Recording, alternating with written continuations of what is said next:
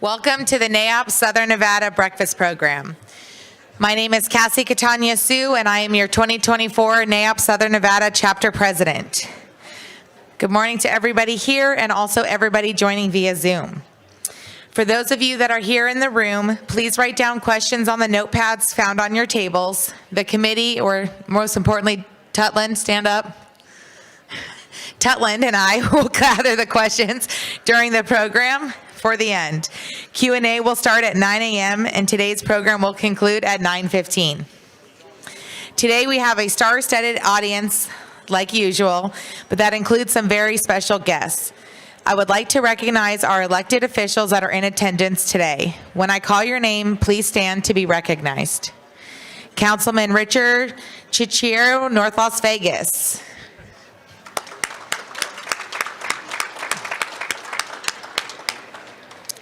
Clark County Commissioner Michael Naft.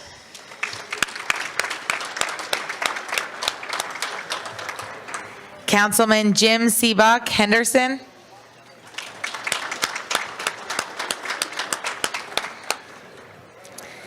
I'd also like to take a moment to recognize our UNLV students in attendance today. If you're a UNLV student, please stand to be recognized.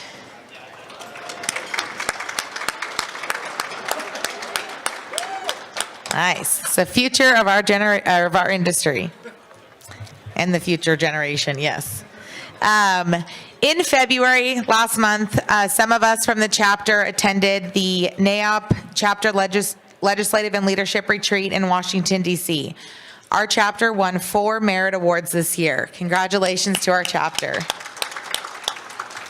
The Chapter Merit Awards recognize success in education, special events, legislative advocacy, membership, diversity, equity, inclusion, and leadership, as well as individual recognition for various members and chapters of the year. Recipients are selected by a committee of peers throughout National NAIOP. We've been awarded since 1993, and this year we won Chapter of the Year, Large Chapter, Education for our Dolly Leadership Program, Special Event for Spotlight Awards, and I was awarded Chapter Volunteer of the Year. Thank you. Like super awkward. Now let's take a moment to honor our President's Circle sponsors. They are a critical component to the success of our chapter. This year we have 4 platinum sponsors. Special thank you to each one. Cox Business has supported our chapter for 21 years. Gasky Commercial Real Estate since 2022. Martin Harris Construction since 2001. Am I going too fast? Schnitzer Properties since the turn of the century in 2000. Thank you to our platinum sponsors. I'd also like to thank our gold sponsors, Howard Hughes, Kimley Horn and Associates, Majestic Realty Company, Nevada General Construction, Panatone Development Company, Prologis, and Southern Nevada Water Authority. Thank you.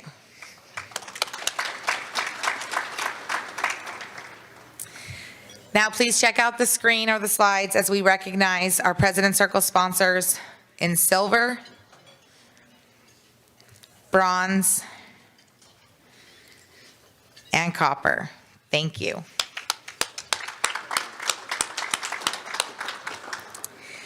If your company is not yet a President's Circle sponsorship, it is not too late. You can still sign up for a sponsorship today. And I saw Lisa Brady in the, where is Lisa? So if you are interested or want to know more about how President's Circle moves the needle for our chapter, please see Miss Lisa Brady today or give her a call anytime, or I'm happy to give you her email. Lisa's here in the front, and she will definitely make sure that you're aware of the opportunity and likely upsell you into something better. So thank you, Lisa. NAIOP runs because of the high quality of the organization's committees. These committees are made up of volunteer members. Let's take a moment to hear our committee updates. Committee members, please come forward.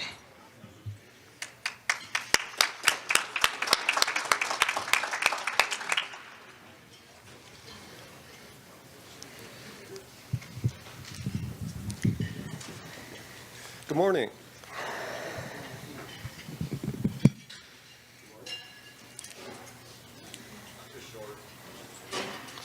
Good morning.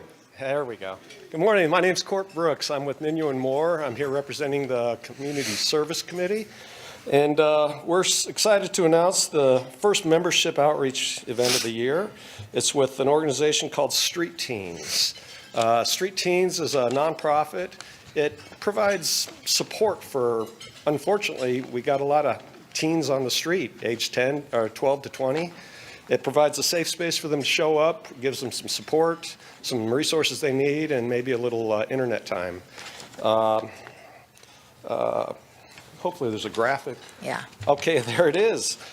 We should be able to collect donations at the next meeting, and there should be an Amazon wish list coming out by email here pretty soon. So hopefully you or your organizations can find some means to help. Appreciate it. Thank you.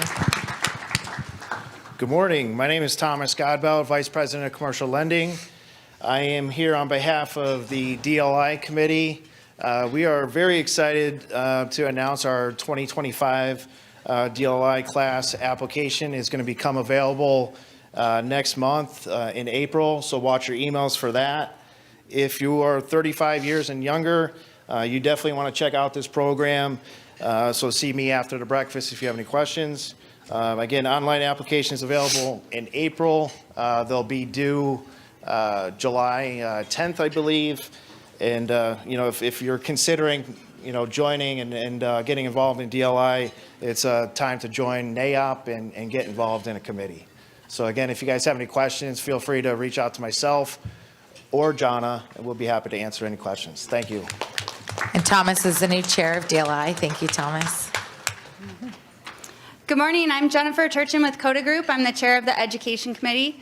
We have our first quarterly education program next Friday, the 29th at Las Vegas Realtors, and it's going to be on Construction Contracts 101. So if you are a member, it's members only. Sign up online, and we'll see you next week, and you can get all your legal questions answered. Thank you.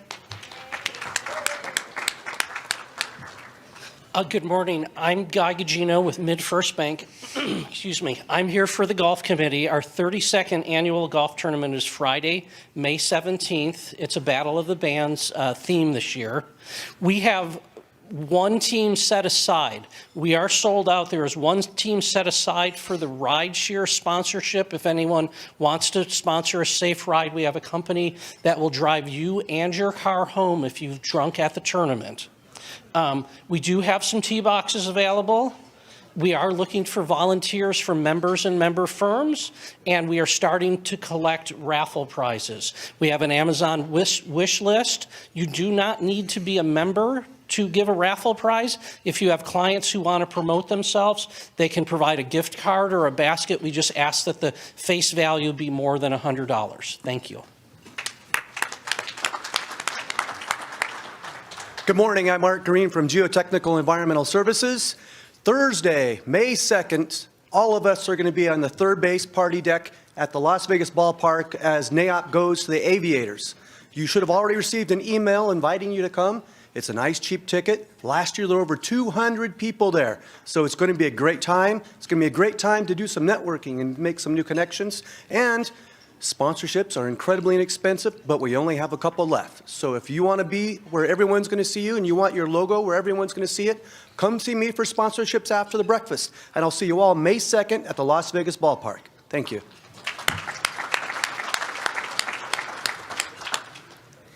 Thank you to all the committee members for the announcements this morning. And thank you to all of our committee chairs and committee members for all that you do. If you are a committee chair, please stand for a second, be recognized.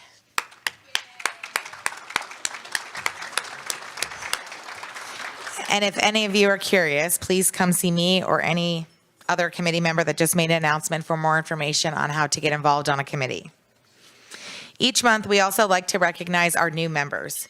If you are a new member of NAIOP since last month, or I guess this year, heck, let's just do it all, you'll have a new red tag on your, or ribbon on your tag. Please stand to be recognized.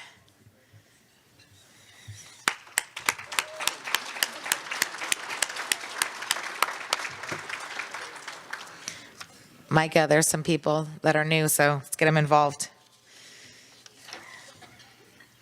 Last month, I announced all of the 20-plus year members because I think it's really special to see how many members have such tenure with the organization and how much they do to help us.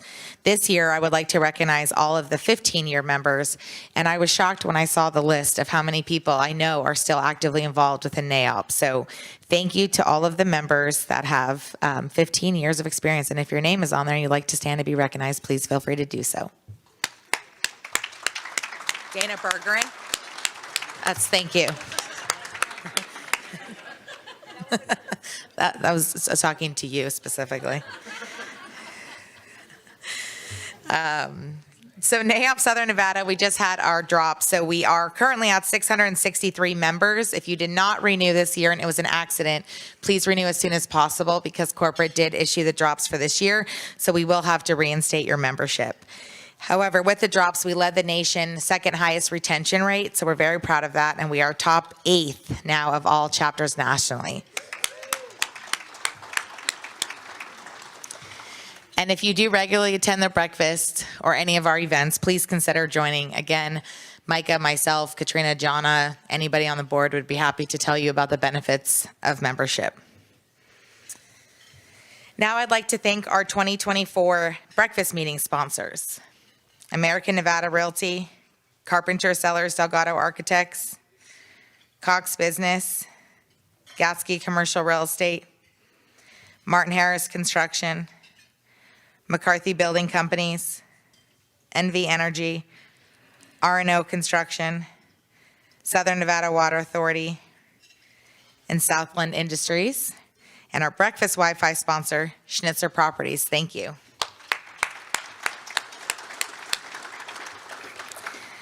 And today's breakfast sponsor is R&O Construction. I'd like to introduce Chet Opikins, the Vice President of Business Development for R&O Construction, to come to the stage to say a few words.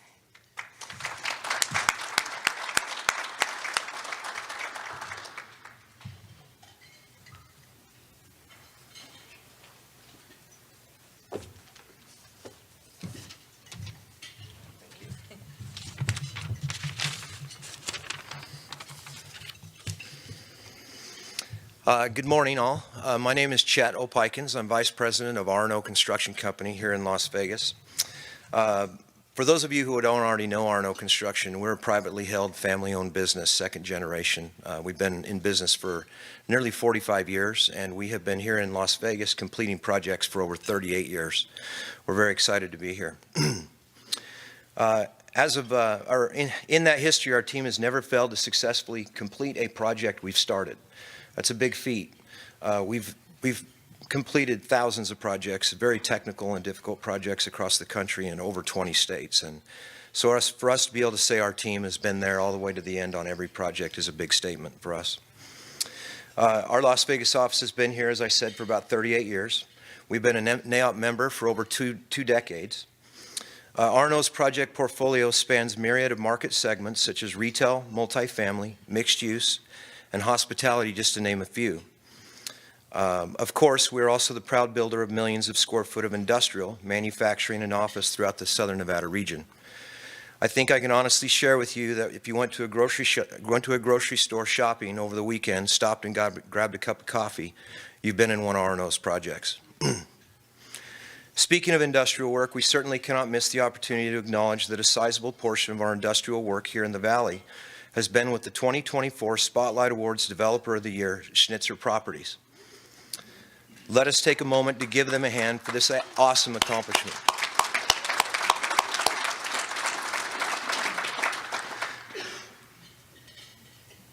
I know we don't have to tell anyone how important it is to grow the industrial footprint here in Southern Nevada.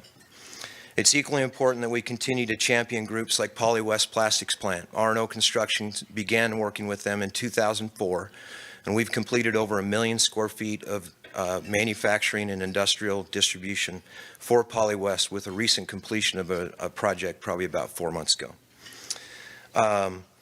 Also, I would be remiss not to point out that our team is currently working on a 1.6 million square foot project with NAIOP members, Lincoln Property Group. We're very excited. The project is going very well. Leon Sakahara, who is also here today, is the architect. CBRE is the moderator for today's panel, is also here, and they are working with us as the broker. So I just wanted to say thank you to the board, thank you for everyone here, and thank you for your support, and we look forward to working with you all. Thank you.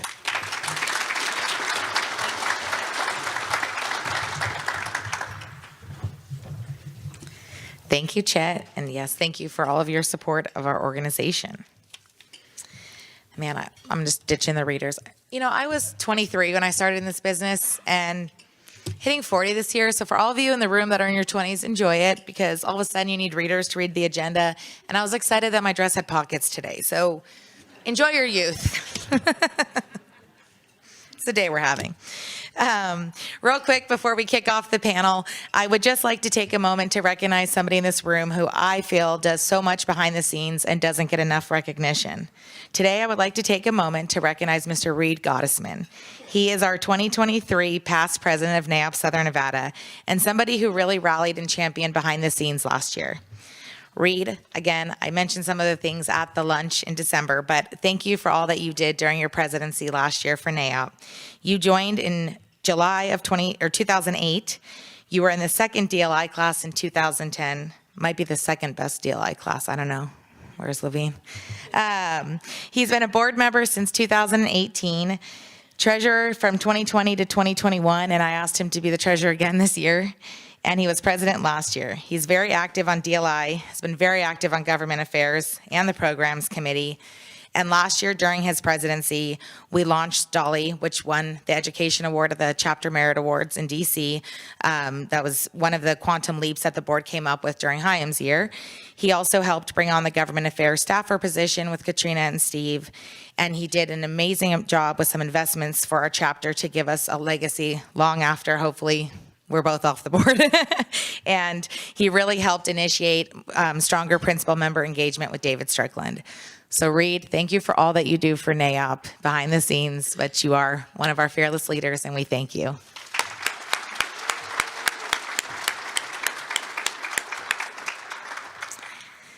And thank you again to the Programs Committee for all that you do. I'm very excited about today's panel. I know that we've been trying to do a medical panel for probably 2 years now, and I'm really excited about the people that volunteered your time today, so thank you. And I would like to kick it off by introducing our moderator, Mr. Dan Palmeri.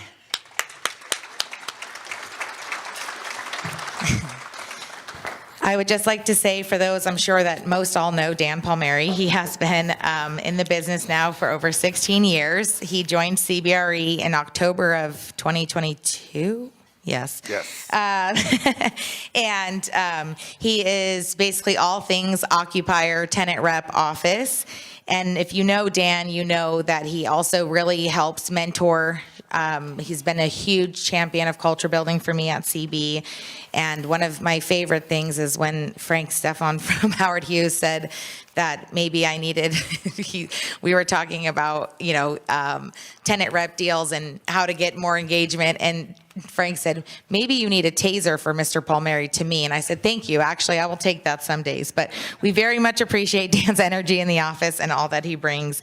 He does have a very great approach to the way that he provides value to his clients through data with unique and innovative insights to help them make informed business decisions that have a positive impact on the company, the employees, and the bottom line.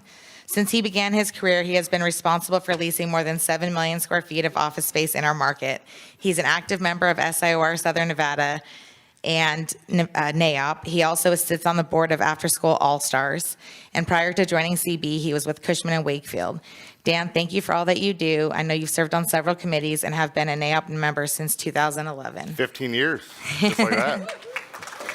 Thank you, Thanks, Dan, everyone. and I'll let you start the panel. Good morning, everybody. Before I introduce the panel, I didn't realize I've been a member for 15 years, so I was actually reflecting on my first breakfast where I walked in the room and knew 0 people, and I was scared shitless. And now I look out at the room and I think I know about 80% of you. This morning I had 3 people interested in getting into the business walk up to me, and really last year I've taken a lot of effort in trying to mentoring and help people get into the business. So, If you see someone in the room that's not wearing a NAIOP badge, a lot of these kids are looking to figure out how to get into here. So please extend your arms and try to find some opportunities because this is awesome. So thank you, everyone. With that, I'm going to introduce our panel. I want to make sure I go in the right order. So first and foremost, Dr. Jeff Talbot is the Vice President for Research and Dean of the College of Graduate Studies at Roseman University of Health Sciences. Dr. Talbot holds bachelor's and doctoral degrees from the University of Nevada and the University of Nebraska Medical Center. Prior to joining Roseman, Dr. Talbot served as a National Institute on Drug Abuse Research Fellow at the University of Michigan Medical School and an Associate Professor at the Ohio Northern University College of Pharmacy. Most recently, Dr. Talbot served as the Assistant Dean for Research and Faculty Development at the Roseman University College of Pharmacy. His research interests focus on drug discovery and substance use in psychiatric disorders. Dr. Talbot.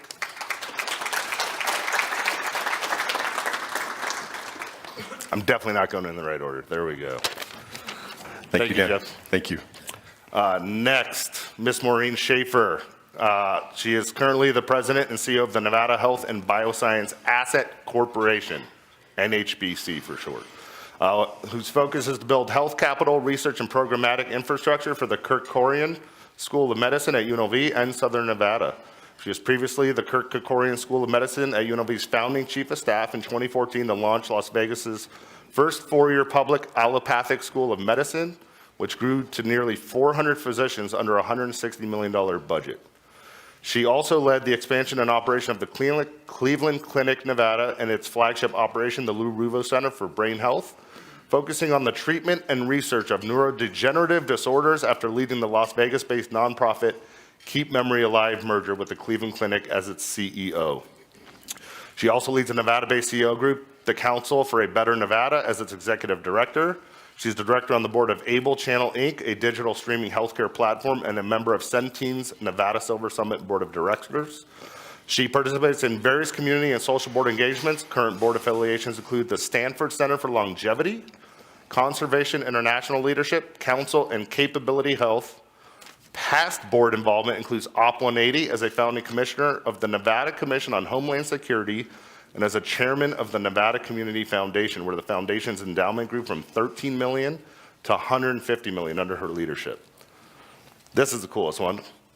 Among her many achievements, donating a kidney to an anonymous 51-year-old dad in Ohio is her proudest moment.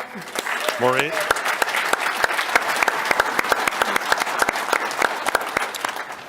And lastly, a man with no short task of responsibilities, Matt Latuchie is the Vice President of Strategy for HCA Healthcare's Far West Division. In his role, he oversees growth and strategy priorities across the states of California and Nevada. Locally, HCA Healthcare is locally branded as the Sunrise Health System, which operates 4 acute care hospitals, 19 urgent cares, 4 freestanding emergency rooms, 4 ambulatory surgery centers, and the Galen School of Nursing. Prior to joining HCA, Matt spent 11 years in management, consulting, and specialized in assisting senior healthcare leadership team plans for growth. Matt currently lives in Summerlin with his wife and 2 children. Come on up, Matt.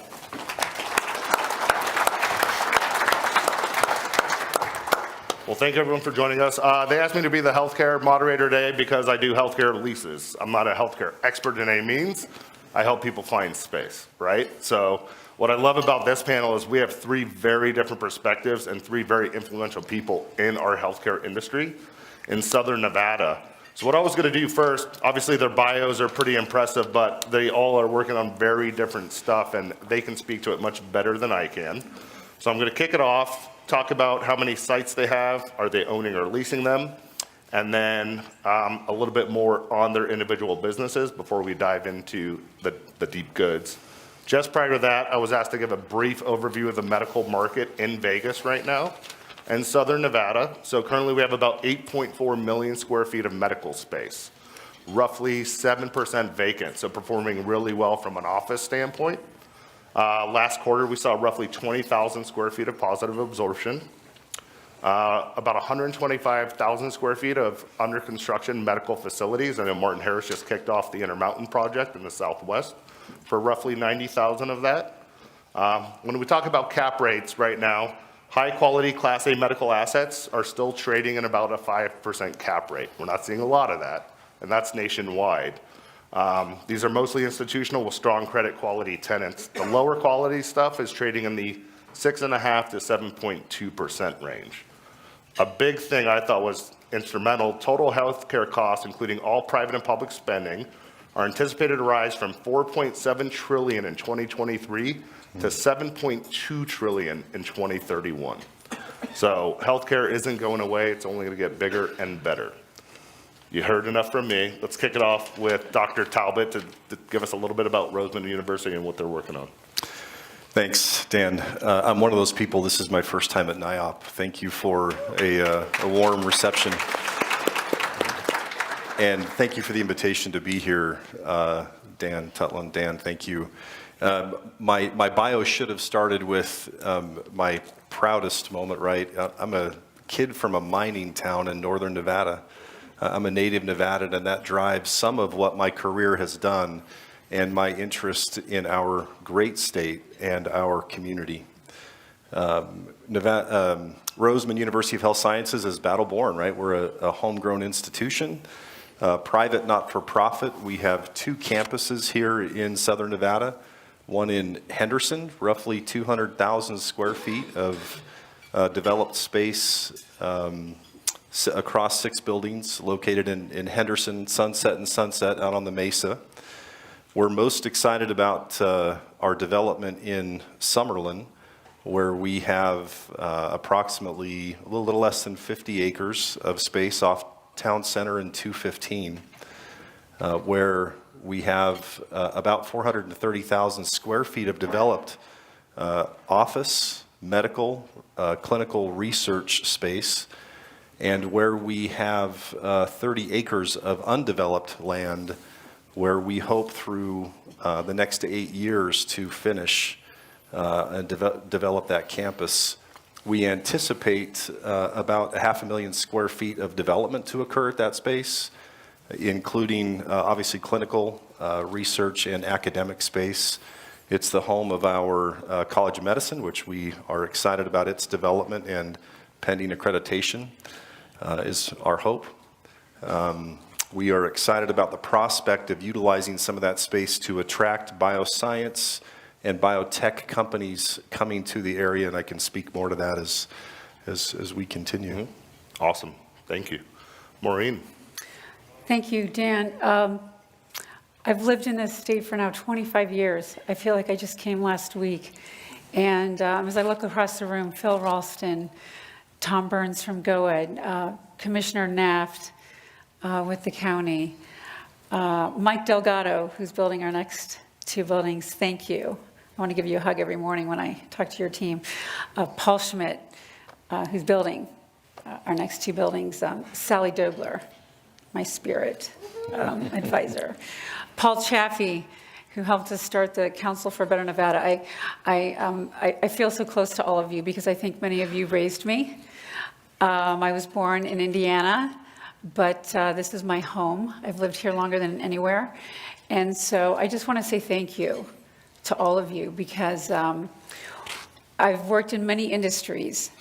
Real estate, I built some hockey rinks in Vancouver, Canada, when I lived there for 7 years, and some Class B office space in Dallas when I lived there for about 5 years. And but I've lived and worked in this industry for the longest. I'm a journeyman CEO, but this is my home in healthcare. And I love it, but it's so hard because we don't know how we're going to get paid from one month to the next. I don't know how you guys, if you guys know where you're going to get paid from month to month, but this is a really tough industry. But I love it because everybody's got a story and everyone's willing to talk about their health in good times and sometimes in not so, sometimes in bad. In this particular country, we all think we're going to get out of this world alive. I don't know why. We don't want to talk about, sort of that next phase. And my 2 colleagues here up on the stage represent very different types of medicine. And this country has an interesting way of providing healthcare all the way to land, which is what makes your organization so brilliant and wonderful. And this particular community and the way we're beginning to build out or continue building healthcare and providing healthcare is in a really exciting time. And I'm in a very opportunistic place with our development corporation, which we'll talk a little bit more about, is very privileged to participate in it with people like Tom Burns, with people like Commissioner Neff, Tom and Paul. So I'm excited to talk about it. You know, I'd love to talk to each and every one of you about your healthcare story with yourself and your family, because every story is unique. When we built the School of Medicine and brought academic medicine here, I still get shivers about it. We matched last week 60 kids, little bunny rabbits, to residencies. Oh, that's huge. Every kid. And every one of those kids, 52 stayed here. The other ones are going out of town, and they better darn well come back when they're done. It's an exciting time for healthcare in this community. And you all have a role to play in that, which we'll talk a little bit more about. We have a really small role. We hope you're excited about it. There's a lot going on here. We need land, and we need you to help us develop it. More to come, and I'll talk a little bit more about that as we move forward in the conversation. Awesome. Thank you, Maureen. No small feat over here. Matt, you got a little bit of responsibility in the way of real estate around the region. Can you give us a little bit of insight as to what you do? Thanks for having me. And I figured I'd start off with a quick anecdote. I was lucky enough to marry a woman whose family grew up here in Las Vegas. And when we got married, we came out here to see some family. And they knew I worked in healthcare in Chicago at the time. And I was sitting down with my aunt and uncle, and my aunt said, "I've got a joke for you." And, you know, she's not all that funny, so I took a sip of wine. I said, "Okay, hit me with it." She said, "I got a joke for you about healthcare in Las Vegas. Where do people in Las Vegas go for healthcare?" So, you know, what's the answer? McCarran. So before we go on, raise your hand if you've heard that before.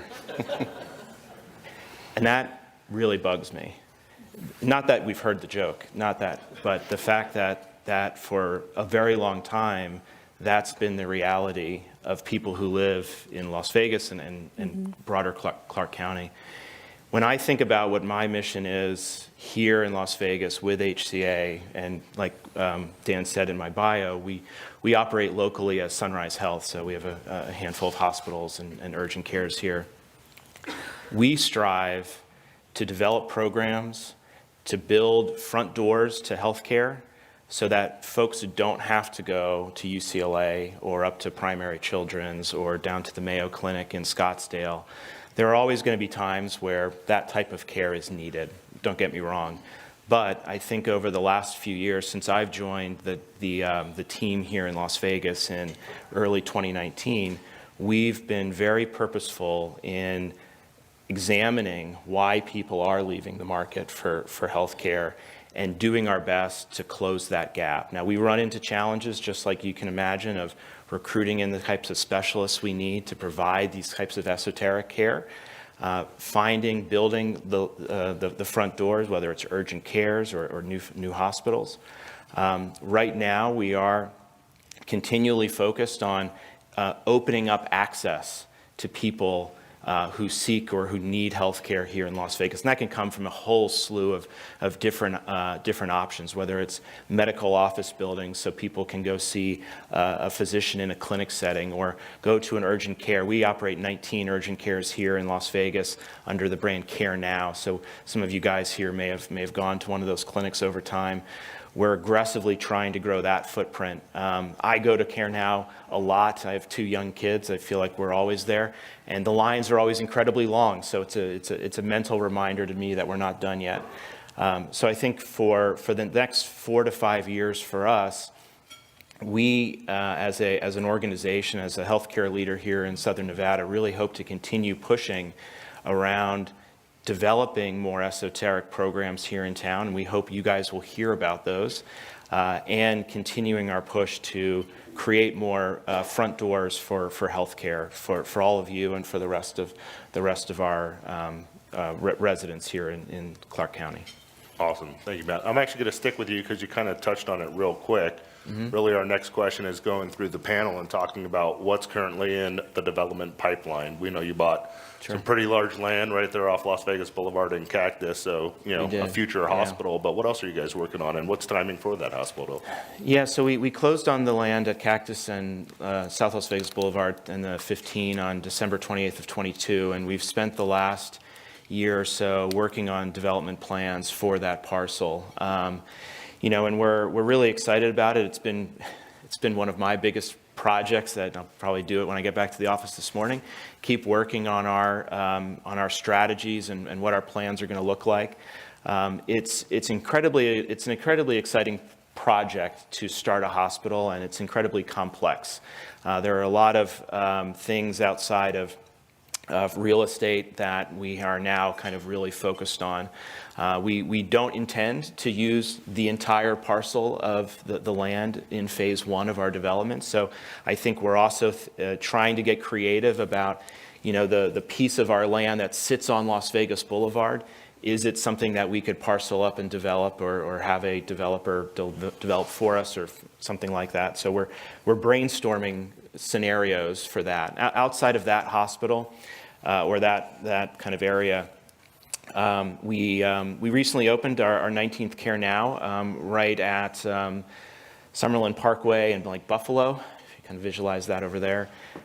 We are evaluating business cases right now for additional freestanding emergency departments, for 3 additional Care Nows, one up in Sky Canyon, one by, I just saw this report yesterday, so I'm trying to recall, Sky Canyon, one kind of in the central, near the strip, a little over towards UNLV, and the third in Inspirada. So we're hoping to keep forging along there. You know, I think for us, we use a lot of kind of analytics to help us try to get a sense of where population growth is spreading. You know, we can use historical healthcare utilization data if we want, but frankly, we're more interested in, you know, where the next Inspirada is going to be in 15 years, so that we can be proactive and thoughtful about becoming a part of the development plan in some form or factor. So we are, you know, Tanner from CBRE does a great job kind of keeping us updated and in the know, so to speak, with some of those bigger projects, so that we can do our best to serve those communities in the future. Awesome. Yeah. Again, you know, 3 very different approaches where on Matt's side, much like a true retailer, right? It's about the demographics. Where's your customer base? And as the valley grows, you got to fill those gaps. So very interesting. Maureen, you mentioned 2 projects you're working on with half the room. What do you got going on? We are, and we're still a relatively young organization, and our structure's also relatively new. We are an outgrowth of the new Krikorian School of Medicine, and when founding Dean Barbara Atkinson and I left in 2018, one of the things that was not completed with the founding of the school was a required dedicated medical education building, which is a requirement of full accreditation for the school.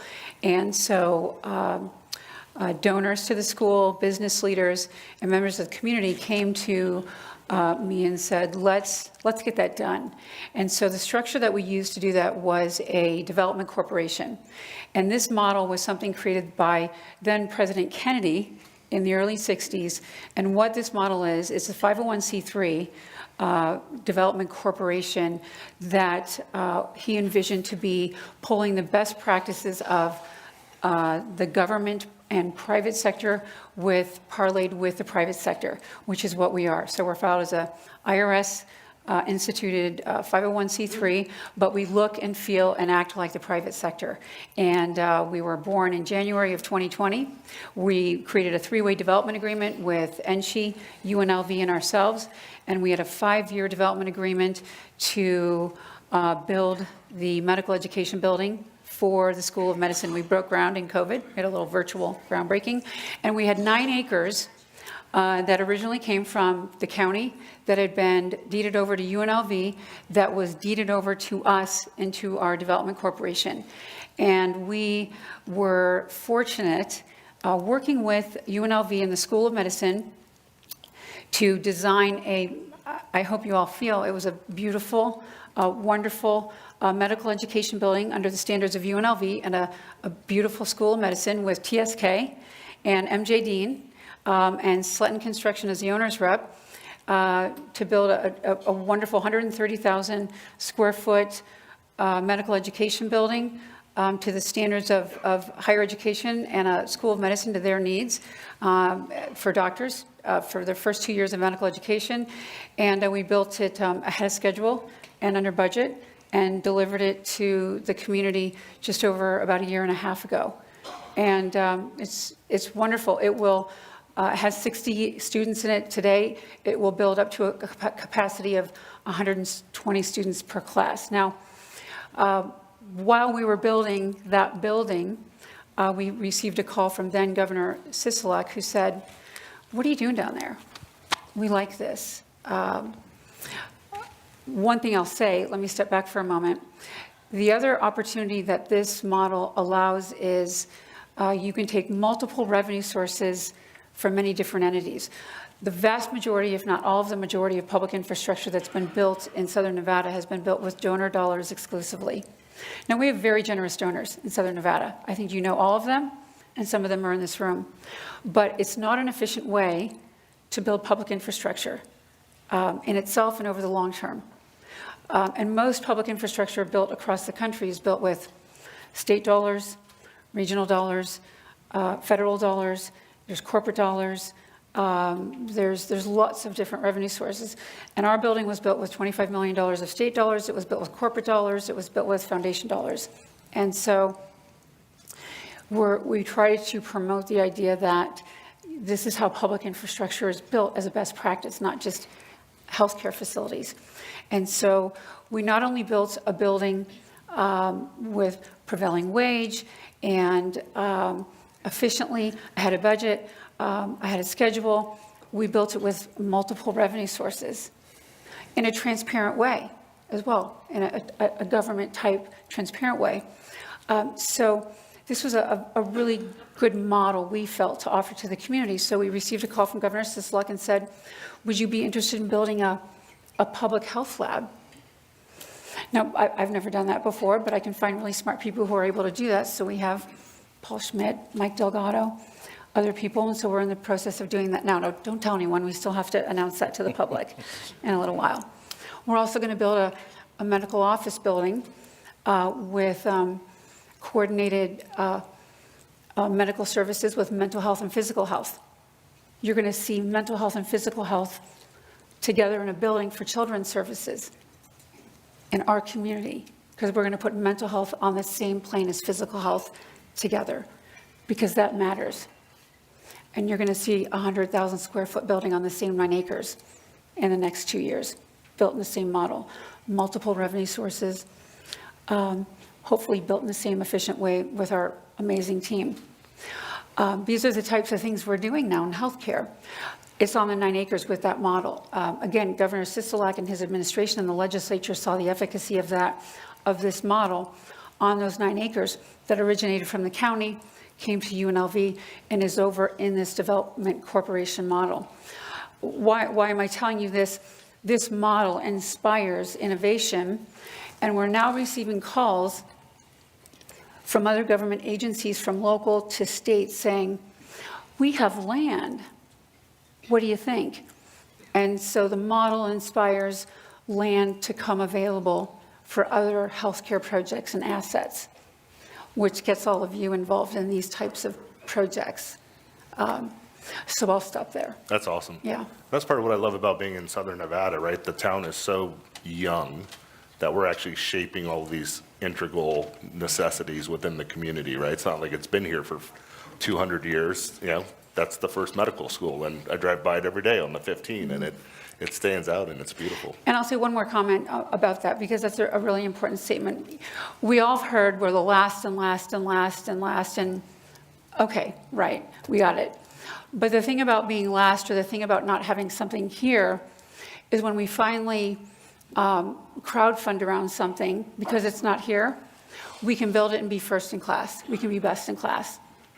So attached to this public health lab that we're building, we've never had a public community blood bank here. A lot of you have come from somewhere else. They've had a blood bank for like 120 years somewhere. So if you go give blood somewhere else, or there's usually a public blood bank, you go give blood here privately, and we send it out of state. That's what we do. And if you need blood, we buy it from somewhere else. It's a weird thing that we have. We're going to build the community's first public blood bank here. We're going to be out of crisis for blood 365 days. Hopefully, we'll be able to do that for all of you in the next couple of years. That's cool. But when you come give blood at a blood bank here in the next couple of years, it's going to be cool. We're going to have the best blood bank ever. NAIOP blood I know that drive, sounds let's go. like weird, but we're going to be really proud of that. So Mike and Paul and our designers are going to build a really cool blood bank for all of you, and we're going to be really proud of it. And you're going to talk about it, like at your parties, and it's going to be cool. Fantastic. Thank you, Maureen.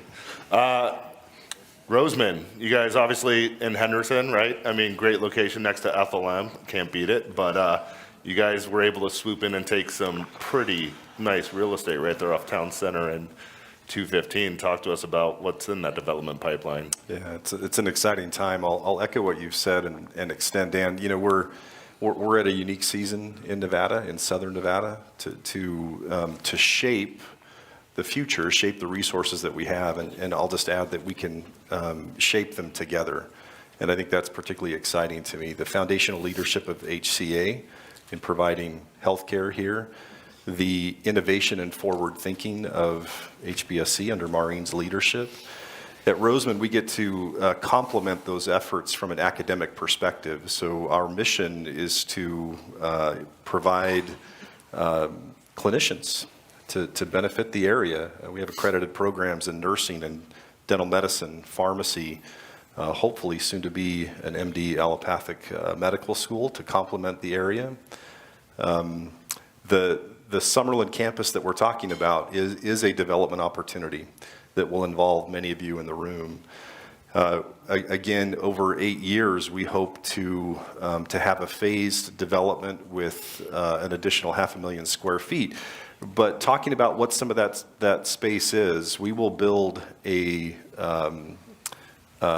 state-of-the-art, high-tech, high-fidelity medical simulation lab that will be available to our academic and clinical partners for training opportunities.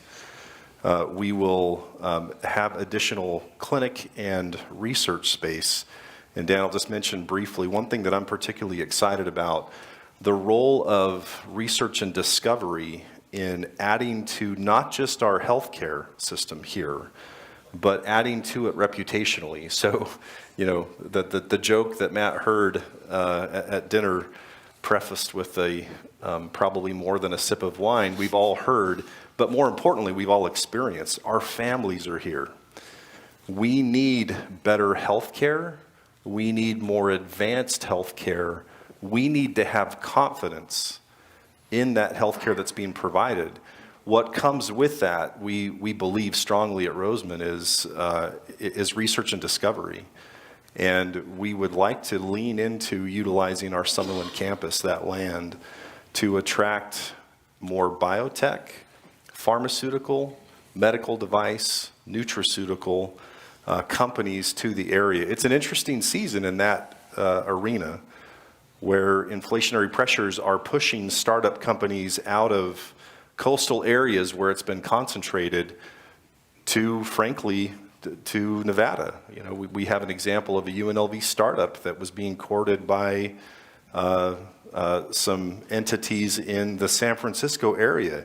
Instead of taking that company to the Bay Area, a Nevada startup that started here, we were able to give them some lab space at our Summerlin campus and keep them here. So a Nevada company stays a Nevada company, it grows as a Nevada company. They are going through rounds of funding, and in a few short years, we anticipate that they will be some of your clients, building space and recruiting additional scientists to the area. We think that can happen again and again and again, and I believe that this is the season. Again, complementary, a phrase that has been in my head. We need more hands and fewer elbows. Nevada's small enough that as we work together, we'll do more. And I believe that's happening, and it'll benefit those in this room. You guys are pretty good at segueing me into the next subject matter. So let's talk about economic development from that standpoint. The LVGA promoted Locate during the Super Bowl, where they brought 16 companies to town. I know Maureen and I were a little bit involved in that and quite a bit on the medical side of things. What are the big needs and drivers that we're seeing from the state, from the local community, LVGA, to attract these companies here, and what are we really focused on? So Mitch Keenan at LVGA has been a champion. 100%. Yeah, was terrific for Locate. Vance Farrell-Goed, another strong player that we've interacted with. Any one of us aren't going to attract difference makers alone. Together we can, and I believe we will. Increasingly having space, it's an anecdote, but I was recently at the Association of University Research Parks annual meeting in Tempe, and an anecdotal comment was, you cannot build enough lab space, which is high-end space for you as a community to develop. That is lucrative for you, and it's beneficial for us, and it's what helps attract us. So the fact that NHBC is building lab space, Roseman has a significant amount, we'll build a little bit more. Those are key elements for us. And some of those companies that came to Locate, which I guess to introduce that as a group, if Super Bowl weekend, 16 companies, CEOs, came to experience Southern Nevada, experience Las Vegas, and recognize that there has never been a better time to relocate their company to our region. And we would like those companies to be high-end, high-tech, medical, and we think that can happen. Maureen, when we were on our call the other day, you mentioned sports. How is that playing an effect here? Well, I think it's a good analogy, and I thank you for mentioning Las Vegas Locate. They had an event at our medical education building, and Mark Bedane, the former president of the Raiders, was there and mentioned in 8 years, when the Raiders relocated here, we brought an NFL team here and we managed to attract a Super Bowl. I mean, that's good job, everybody. And so when this community puts our mind to something, we seem to pull it across the finish line. And so I want to thank my longtime friend and colleague, Dan Tutland, for inviting me here. But NAIOP, you have such a good reputation in this community. You really do. And to see all of you coalesce around many sectors in this community, but to have all of us on the stage here, I want to say thank you. If you're an emblematic of this community now deciding to pay attention to healthcare, first of all, we need it. But if we were to start to pay attention to healthcare in this community, like we've decided to pay attention to the sports and entertainment industry, which we need to do, with all due respect to sports and entertainment, first of all, we need to take care of each other. But it's the national GDP is 2 to 4% expansion, whether we're in a recession or after a mass casualty incident, whatever, it continues to increase. It's just good business practices from workforce development, economic development. So it's the smart thing to do, but we need to be able to take care of each other, like you said, versus getting on a plane. And so it's a smart thing to do, but we need to take care of each other. It's a value proposition. And this person who is just an example of research and discovery, I don't want to scare anybody, but there's so much subjectivity still left in medicine. I mean, yes, pneumonia, okay, get your shot, but there's so many exciting things yet to be discovered. Opening the Cleveland Clinic was an example to me of that every day. Toby Cosgrove did the deal with Larry Ruvo and us because the brain is the last unexplored frontier in medicine largely. There's so many exciting new things to still do in medicine, and we could be a real exciting part of that here in Nevada. So we're going to put a floor in our public health lab. That's part 3 of the little elf factory of pathology and testing of a bioscience incubator. Businesses coming that are just breaking out that can then populate when they get past the startup stage into early growth. And that's with an exciting partnership with the city of Las Vegas, led by Councilman Knudsen and his colleagues. And they're putting a lot of money into it. And we're going to design that, and that's going to be the 3rd floor. There's a lot of exciting energy in healthcare here with economic development and workforce development. And all of you can grab onto that with land opportunities. Awesome. I think, Sir, let's talk about. Yeah, I might be alone in this perspective. Economic development to me is, on one hand, thrilling, and on the other hand, terrifying. And I say that because, you know, I read the headlines in our newspapers, and I hear it from colleagues of new businesses coming to town and new developments. And at the same time, I start saying to myself, how the heck are we going to take care of these people? One of the challenges that we have routinely faced, and we being, I think, healthcare generally here in Southern Nevada, is it's hard for us to keep up with the pace of growth in this town. Don't get me wrong. I think the growth that we have here is a blessing for everybody. It does create a set of very unique challenges for us, specifically in the hospital and healthcare delivery space, where, you know, there are a number of plans from not just our health system, but other health systems to open up large, exciting projects here in the Valley. The questions you have to begin asking yourself are, where are our nurses going to be coming from who will work in those hospitals? Where will the doctors come from that will take care of the patients? It's very simple to go and buy, like we did, to buy a 57-acre plot of land and say, let's go. Then the rubber hits the road, where you start saying about, it's very difficult to recruit physicians into a market like this, where they themselves as doctors are reimbursed lower than if they themselves practiced in a neighboring state like Arizona or Utah or California. So I think that I don't want to be a wet blanket at all. I honestly, my role in my company is to grow and to push us to grow as fast as possible. But growth does come with a set of very real challenges that we are in the process of facing right now. Staff shortages were certainly magnified. We saw headlines about it in newspapers during the pandemic. Luckily, I think we're out of, I think, that period of time. However, the pandemic did a lot of things for healthcare, one of which was it accelerated retirements of a lot of our workforce. So, you know, we are looking for the next wave of people to populate our hospitals, to work there, to be a part of the hospital healthcare community.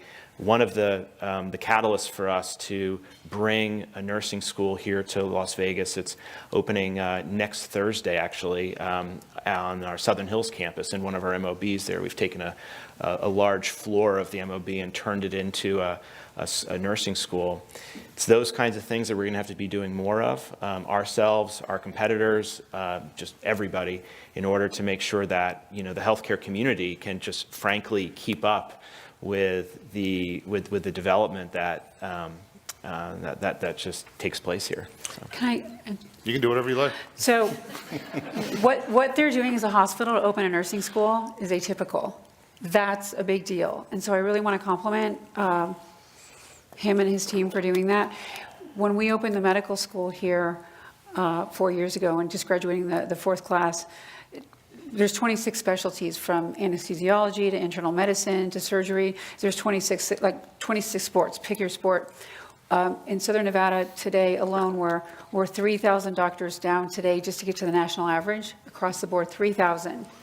And that's just to the national average. Now, in plastics, we made it. We're good. Take that one off. Everywhere else, okay, we got some work to do. And then you get to the nurses, and then you get to the physician's assistants, and then you get to the rad techs. So there's like all the demarcating as you go down. And so when you talk to nurses, it's like 7,000, 6,000. I mean, it's deep. Like you go deep into your bench. And then when he's talking about the other states, we're competing against Utah, we're competing against Arizona, we're competing against, and it's only when we look 3, 5, 10 years out, it goes thousands more. And they're aggressively building their pipeline programs. And without being critical, because this isn't about you, but this is a conversation for you to be aware of, because it's a workforce development, it's economic development, and then it's about land. So how do we get these services to continue to be in business and then build? Because we have to be able to have operating businesses. How do we pay them? This is a real issue. And for us, building academic medicine, and thinking about recruiting, if we're going to go get a doctor from New York or Tallahassee or Chicago or Plano, they go, is there academic medicine there? Is it safe to practice medicine? And they think about academic medicine. So we build doctors from the bottom up. We get these little bunny rabbits, and then it's a bottom up, and then it's a top down. Is there academic medicine in the community? We're 4 years in, so we're slowly creating people like this here who give credibility to and the private doctors are great, but you need to have that academic medicine so that you can go recruit them in. When I recruited the doctors in from the Cleveland Clinic a long time ago, I mean, I was, here, take my cat. Really, it's great, it's safe here. And we got him here, and it's good, but it's Cleveland Clinic still, right? But you see what he goes through as a national hospital to recruit. I mean, you must have a vacancy rate that's significant, and it's ongoing, and it's hard. So he's opening his own school. Yeah, and we do, I think here in Las Vegas, so again, I love living here. I think a lot of us probably love living here. The fact of the matter is it's really hard to recruit people to move here because all they think of when they, like, okay, there's a job in Las Vegas is Las Vegas Boulevard is a strip, right? And, frankly, before I moved here, I mean, look, that's kind of what I was thinking about Las Vegas too. So it's a tough town to recruit into just for medicine. We have a paramedic institute at Mountain View Hospital where EMS providers, folks that are in ambulances, are getting hands-on training, in a hospital setting. So we're trying to do our best to have our EMS crews better educated and comfortable in like real life, like how to put an IV into a patient going 60 miles an hour or 70 miles an hour down the 215. You don't learn that in a simulation lab. You learn that on the road doing it. We have a large GME program here at Graduate Medical Education where we are training residents and fellows to be physicians here in Las Vegas. Now again, with our School of Nursing, our hope, a little selfish, we hope to retain as many as we can, but frankly, we completely understand that, we are going to be graduating somewhere around 200 nurses a year, and they'll work at our competitors as well. And, for us, it's all a good thing. We need it. So we hope that more hospitals will do that as well. And yeah, Dan, a brief comment. When you think of a NFL market, just from a sports standpoint, those metropolitan areas also have high-level healthcare and research associated with it. This again is an interesting season, and I would just add, I would echo, we think one of the critical areas for us as a region is workforce development. Mm-hmm. We will not be able to recruit enough, and we will not be able to develop internally enough. We will have to tap all of those resources. But I would just add that for all of you, bringing clinicians and scientists and researchers here, there's an adjacent economy associated with that. They will bring with them an economy that will hit all of us, and we're excited again for that opportunity. Yeah, truly. I mean, I always told people what will make us a city is sports, right? And started with the Knights and now the Raiders. And You know, I think the world is starting to look at Vegas in less of a strip light, right? And now we're becoming the sports and entertainment capital of the world. Obviously, the Sony studio is getting approved yesterday. The more we do that, the more people look at us as a legitimate U.S. city. Mr. Tutlet, how are we doing? Answered a couple questions in the last couple minutes that the audience had, but there's a couple questions on the tie of sports medicine specifically to professional athletes. Who's the best to speak on that? What's the lag time on the best doctors for the athletes that we're going to have living here and playing here? I could take a shot at that. There's some explorations going on right now. There's always been some small pods of professional athletes working with some specialists. The goal right now is to find some affiliations, potentially with us, but if at the very least within the School of Medicine, to create some sports medicine affiliations or expansion. And truly the goal is to find or establish some strong sports medicine opportunities. And it's twofold. It's the youngsters. I have now an 18-year-old daughter who is a national gymnast, a competitive gymnast, and she's already starting to feel the kind of bumps and bruises and the breaks now that she's been out for a couple years from competing. And it's someone like me who's going to be 55 in 10 minutes, and I'm an old ex-rower, soccer player, triathlete, and I took 20 minutes to get out of bed this morning, kind of thing. So it's people like us, kind of thing, the old amateurs who need sports medicine therapies, and the pros already have their specialists. It's really for I'm going to call us the civilians who need more specialized sports medicine treatment. I'm going to say the amateurs. I'm a pro in my mind, just ask me. But it's the amateurs who need specialized therapeutic sports treatment. You guys are out there, you know what you're talking about, the bike riders and the runners and the ex-athletes from lore, if you will. That's what we need advanced sports medicine programs for, that we really don't have for expanded populations. And we're working on that right now. The sports teams can have a little bit more of that, and they're trying to work with us and that, but that's what we're trying to develop today. And a quick add to that, thank you, Maureen, is analytics. Yes, and big data. So, Roseman's been trying to be sensitive to that and create programs around not just artificial intelligence, but machine learning, how that integrates into providing more efficient, more purposed, more personalized healthcare. That plays a role, and we're going to have to not just keep up, but be at the leading edge of that. That will be integrated with sports medicine and across medicine. Mm-hmm. One of the questions, and maybe Dan Palmeri can answer, based on the joke of we go to the airport for healthcare, what is the perception of our healthcare from outside of the state of Nevada? I don't know.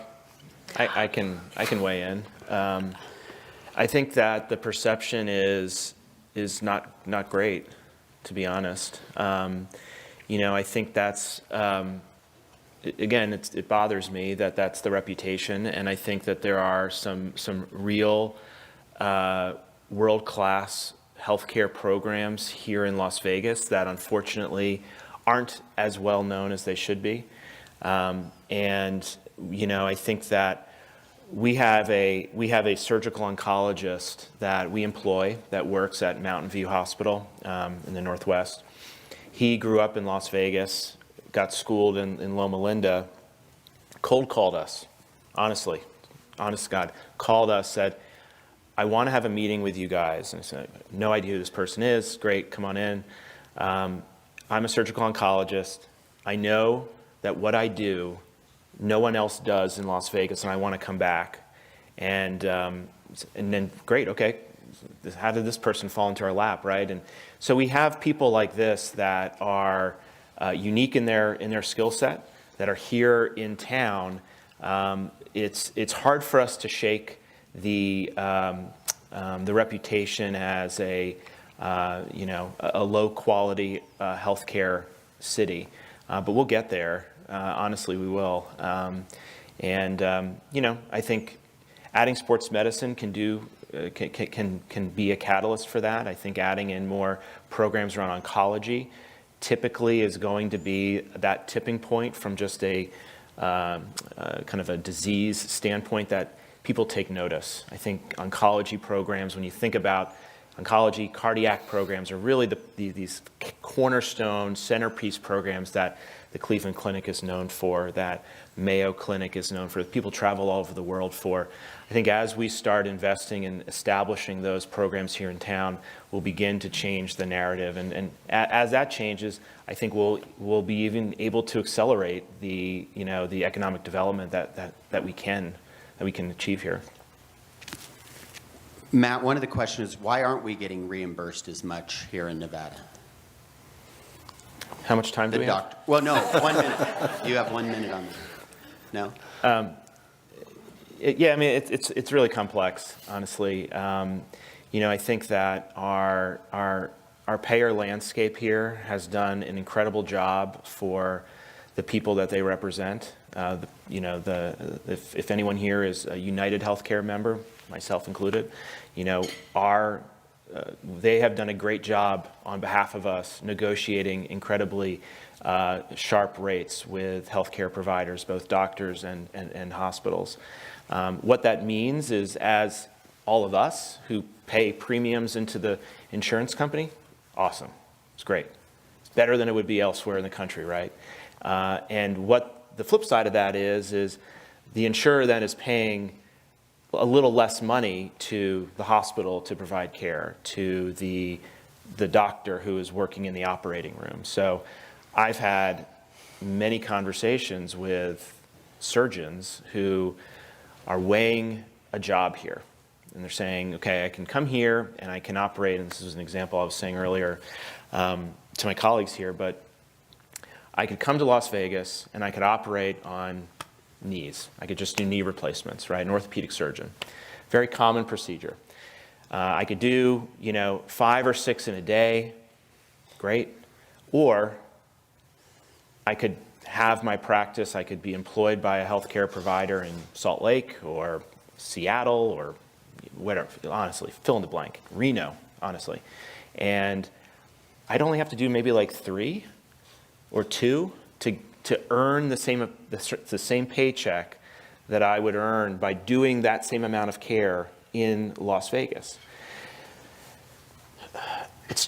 So that's what we're fighting against, right? And that's why when that surgical oncologist called us out of the blue, we were like, let's figure out a way to make this work, right? He had this drive that he knew the payer landscape here. And that makes things difficult. I mean, that's how our company makes money, is we get paid by insurance carriers to pay for the care that we gave to a patient, right? And when those rates are slimmer, it limits what we're able to do, limits what any health system's able to do. That's the short version, but if you want a longer version. Thank you. Dan Palmeri, you can close it out. Wonderful panel. Sorry, I just want to ask one question on that. From what I know, which is very limited, my father's a physician, my uncle's a physician, my youngest sister is actually at Baylor Med. She will be a physician, and she's born and raised Las Vegas and got into 7 medical schools, including UNLV, but chose Baylor, so that's a reality, which I don't like. But my question, the comment about the reimbursements is that's a big thing. That's, I think, some of the biggest issues that we have with recruiting physicians. But I just want to real quick ask, from what I know, again, very limited knowledge, the amount of residencies that we can offer is so slim compared to other states. And I think the statistic is something around 55 or 60% of students that take a residency end up residing where their residency is. So from what I know is we need more residency matches here to try to get more people to come here for residency in hopes that we retain them. Is that still true today? And I think you mentioned 60 bunnies, which I think is phenomenal, because I think that's probably the largest number I've heard in a long time. But I just want to real quick touch on that, if you can, about all of you with education platforms. Thank you. Great question. When we built the medical school, I think of it as sort of rings of importance. Undergraduate medical education is the 4 years of medical school, and then they go and they match to whatever residency specialty that they pick, and it's 2 to 6 years. We have limited residencies in Nevada. We need to expand, of course. And I have to compliment the governor and the legislature as we were trying to educate them on the importance of opening a medical school and then residencies at the same time. And they were not fluent on both of them at the same time, but they did get the medical school across almost 10 years ago. Since that time, they are fighting for expansion of residencies every session, including our current governor and administration, and they need to be funded every year. Nationally, in the federal government, which funds residencies, there's lack of spaces available. Every year that we graduate medical students from medical school, there are not enough residency slots. So there are thousands of graduated medical school students that do not match because of lack of slots. That's how, that shows a disequilibrium in our medical school system. And we have thousands of doctors retiring. We have an aging physician workforce that Matt knows better than any of us. It's a national crisis. So to get back to her comment, we, as I think a state, as an administration, as a legislature, we're talking to senators every day who are talking about graduate medical education, GME, state funds. We are focused on it and looking at the specialties and how do we expand funding and then what specialties.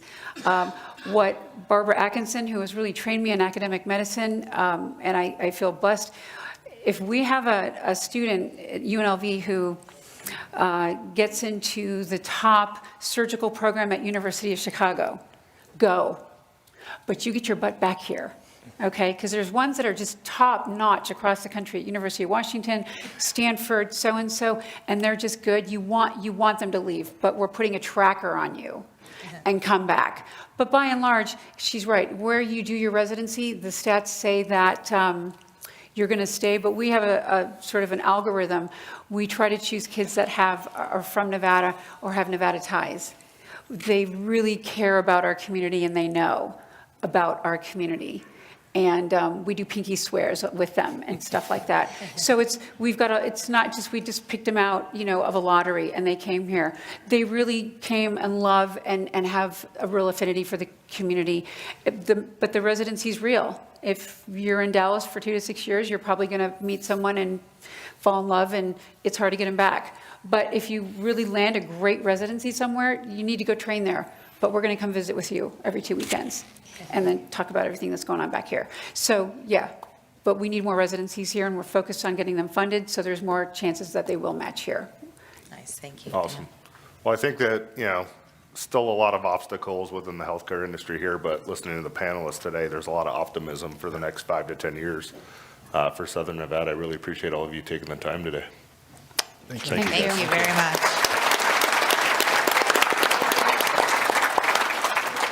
Thank you again to our panelists. Dan, thank you for moderating. And thank you to our breakfast sponsor, R&O Construction, and to all of you for attending. If you attended via Zoom, please take a moment to take the survey right after the program ends. And a reminder that CRE Converge, the National NAIOP Conference, is here this year in Las Vegas in October. And I'll actually have some more information about that at next month's breakfast, because I think we will be able to get a special rate since we are the host chapter. And Icon East is in June. I think the early bird deadline ends tomorrow if you're interested in attending that. Thank you all for coming, and see you in April. Have a great day.